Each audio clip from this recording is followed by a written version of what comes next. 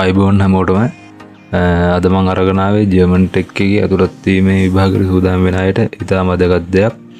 ගොඩක් දෙනෙක් මයින් ඉල්ලා තිබුණා ජර්මන් ටෙක් එකේ පසුගිය පාස් පේපර්ස් ටික ඔයාලා දෙන්න කියලා. ඉතින් අද ඒ හැම දෙයක්ම ඔයාලට එකම තැනකින් ගන්න පුළුවන් විදිහට සකස් කරලා තියෙනවා.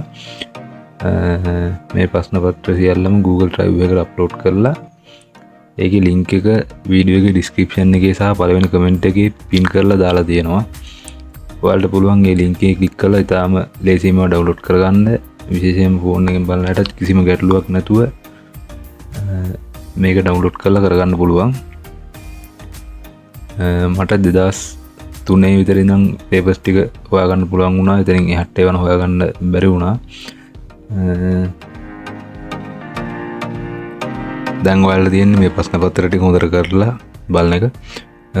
මේ ප්‍රශ්න පත්‍ර ටික ඔයාලට මොන හරි ගැටලුවක් ආවොත් එහෙම නැත්නම් තේරෙන්නේ නැති අමාරු ප්‍රශ්න තිබ්බොත් අනිවාර්යෙන්ම මේ පහලින් කමෙන්ට් කරන්න.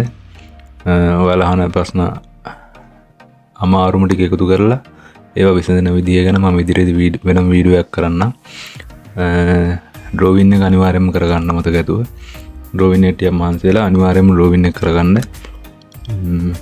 මේක ඔයාලට ප්‍රයෝජනවත් වෙයි කියලා හිතෙනවා නම් තව කෙනෙකුට බලන්න ෂෙයා කරන්න, ලයික් කරන්න. තවත් අලුත් වැදගත් වීඩියෝ එකකින් හම්බෙමු. බොහොම ස්තුතියි.